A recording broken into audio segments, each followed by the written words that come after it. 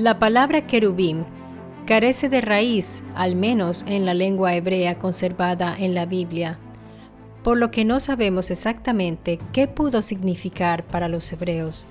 Podría ser que, incluso para ellos, la palabra querubim fuera solo un nombre sin más significado.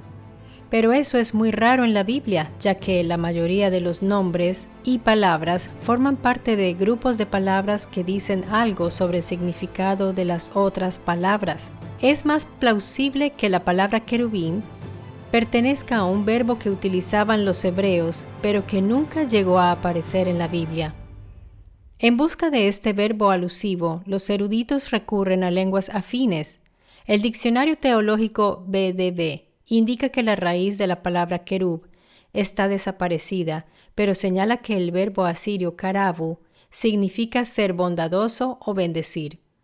Curiosamente, el verbo hebreo que significa exactamente eso es la imagen especular de nuestra raíz desaparecida, es decir, el verbo barak, la raíz del nombre Baruch. El adjetivo que procede del verbo asirio karabu significa grande o poderoso. También está la palabra asiria kiribu o sedu, que es el nombre del famoso toro alado de Asiria. Pero dice el diccionario BDB que no se ha verificado el parentesco con querub. Incluso hay quien relaciona querub con la palabra persa giriften, el mitológico grifo, pero esto carece de evidencia y probabilidad. Algunas letras hebreas pueden intercambiarse sin cambiar mucho el significado de la palabra, pero las tres consonantes de la palabra querub son muy estables. No existen grabaciones sonoras de la época clásica, pero las letras kaf y kof probablemente sonaban de forma parecida. Y aunque no hay dos palabras con el mismo significado, con una escrita con kaf y la otra con kof, el verbo hebreo karab, que significa acercarse o aproximarse, tiene un cuñado asirio karabu, que es muy similar a la palabra mencionada anteriormente como posible fuente de la palabra querub. Esto fue extraído del Diccionario Bíblico de Publicaciones Avarim. Formalmente, el significado de la palabra querubín es oscuro, pero para la audiencia hebrea puede significar poderoso, acercador, bendición o dentro. ¿Por qué escribieron esta palabra con kaf? Es un misterio, sobre todo porque la palabra querub habría tenido mucho sentido, pero hoy en día la palabra inglesa computer ha sido adoptada tal cual por muchos idiomas que normalmente transliterarían una palabra con C o con una K, algo así como computer. Tal vez la palabra asiria querubín era algo así para los antiguos. El experto profesor Luigi Moraldi, el cual ha sido citado frecuentemente por los exégetas, dice en uno de sus trabajos de ediciones UTED, abro comillas, cuando los textos hablan de brisa divina o de los coros angélicos, se refieren al sonido que precede siempre a la llegada o a la aparición del carro de Yahvé. Y estos sonidos son transformados en brisa divina. Según los estudios de Mauro Biglino, esto es un gran error, y dejemos que sea él mismo quien nos lo explique. Un total error. A menos que quieran considerar como brisa divina un Boeing cuando lo escuchan despegar y aterrizar. Es brisa divina. ¿Cuándo se dice que los querubines bendicen? Recuerden que los querubines son máquinas voladoras, son máquinas monopuesto. Se remite al Targum de Jonathan, escrito en lengua aramea. Según el Targum, la traducción de bendecir es un modo para decir que los querubines producían sonidos tal como los que están descritos en Ezequiel. Y cuando los querubines se detienen, esto es estupendo.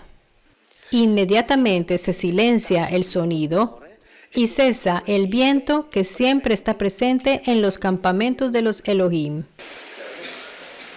Es decir, cuando las hélices dejan de girar, cesa el viento en el campamento de los Elohim. Es de una fascinación increíble, no como aquellas fábulas que nos han contado, que son insostenibles.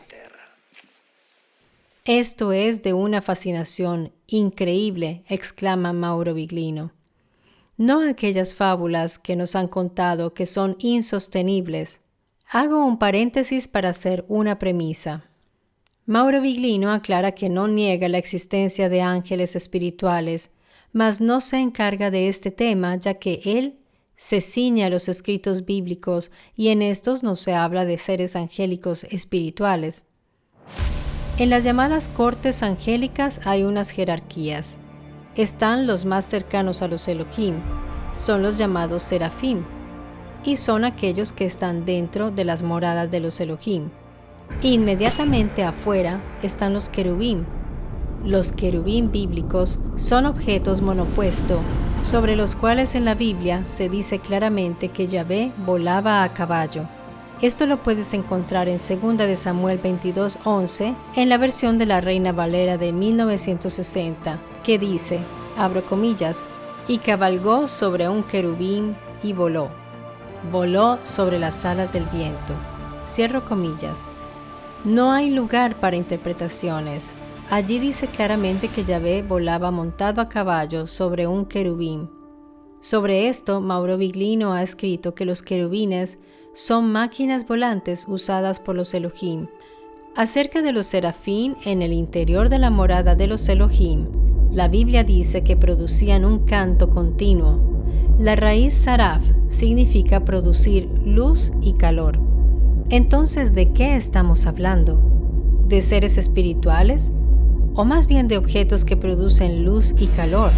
¿Tal vez centrales térmicas que produjeran energía? Esto explicaría muy bien el canto.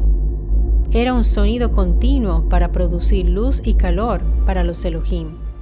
Y justamente afuera de estas habitaciones estaban parqueados los querubín. Las tecnologías antiguas pudieron tener un aspecto muy distinto a la nuestra, materiales distintos a los que hoy día usamos, pero seguramente los colonizadores que vinieron a la Tierra se sirvieron principalmente de las materias primas que encontraron aquí en la Tierra, ya que transportar materiales a grandes distancias era difícil y el espacio y energía eran limitados. Si quitamos los velos espirituales a las escrituras, encontraremos que muchas descripciones que parecen extrañas no lo son, al darles un valor más concreto. Al desconocer los objetos y los sonidos que estos producían, como los materiales, luces que generaban, es fácil oír hablar de carros, gemas preciosas, coros, alas, carros voladores y brillos. Pero quitando los velos de la metáfora, podremos ver otra narración muy distinta. Te invito a continuar en el camino de la investigación y a escuchar otras voces distintas a las que repiten siempre la narrativa oficial, porque en estas no escucharás nunca hablar de cosas que pongan en peligro las creencias tradicionales. Recuerda que tenemos una cita aquí en Mystery Channel para continuar analizando todas estas informaciones tan interesantes e importantes para comprender nuestro pasado. Gracias por haber visto este video y si quieres apoyar el canal dejando tu me gusta, te lo agradezco muchísimo. Por ahora te envío un abrazo y nos vemos muy pronto aquí en Mystery Channel con más historias, más misterios e investigaciones. Hasta pronto.